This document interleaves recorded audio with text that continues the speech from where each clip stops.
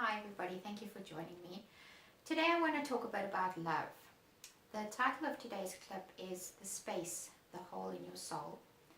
Now I'm not saying that every human being on this planet experiences it, but for those that do, it's that ache, that need, that hole right here that needs to be filled. Now when you're born, your love cup is full. This is your intended state. Your intended state is love. Your intended state is not fear, it's not hurt, it's not pain, it's not hatred. It's love. But what happens when we're born is we come into the world and we have to experience life and we have to deal with people and we have to deal with the emotions of other people and the pain of other people and the suffering of other people. So, say for instance, I'm going to refer to myself as an example because it's an actual example. I experienced severe abuse from the time I was 2 years old, right the way through, till I started working on myself and became healed.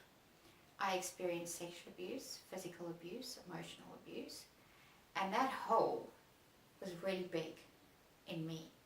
Now what happens when a child is abused or is born in a home where there is abuse is every time something happens, your love cup empties a little more, and a little more, and a little more. And now, here you sit, and your love cup is only half full, where it's meant to be full. This space here is the hole in your soul. And this becomes a drive within each of us to fill this. Now, for myself, I tried everything to fill this. I tried alcohol, I tried drugs, I tried sex, I tried relationships. But sadly, what happens when we're only half full is we tend to look for people who are also only half full, in the belief that between us, we can make a full cup. But you and this person come from the same damage, come from the same hurt, have the same space that needs to be filled. So no matter how much each of you gives one another, neither of you will ever have a full cup. Now, as I said, it's taken me many years of work, of introspection, of prayer, to find my healing.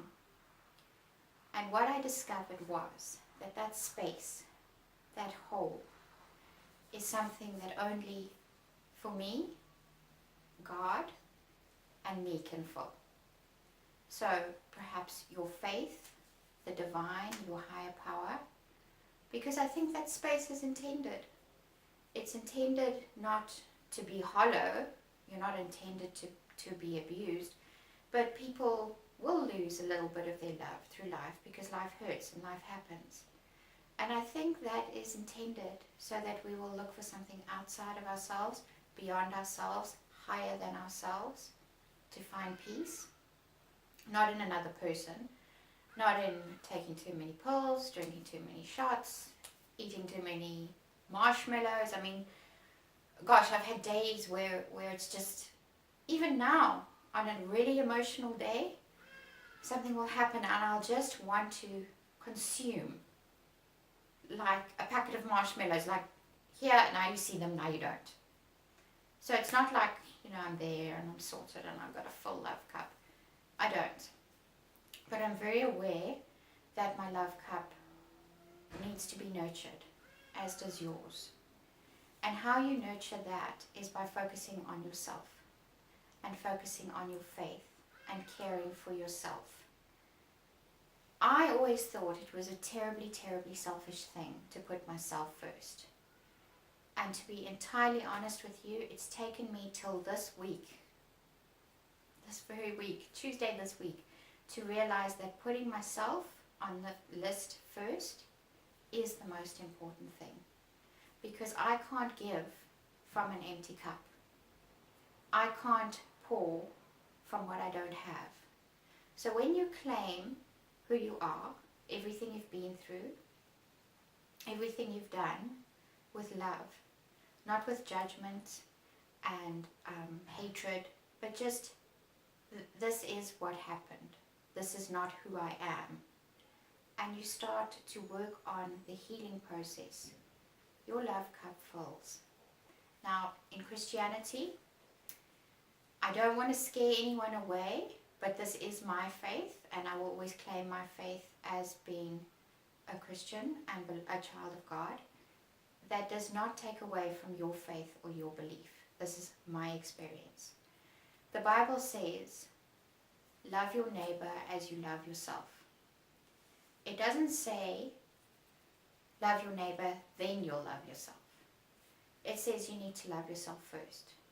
You need to love yourself so that you'll have something to give. So today I just want to encourage you. I know that there's a lot of pain, there's a lot of hurt, there's a lot of sadness out there. And you know what? It's okay. You're okay. There's nothing wrong with you. You're not broken, you're not damaged, you're not beyond repair. You are beautiful. You are precious. You are loved. And you need to give yourself the right to put yourself first on the list. Thank you so much for joining me, and I wish you all a lovely weekend.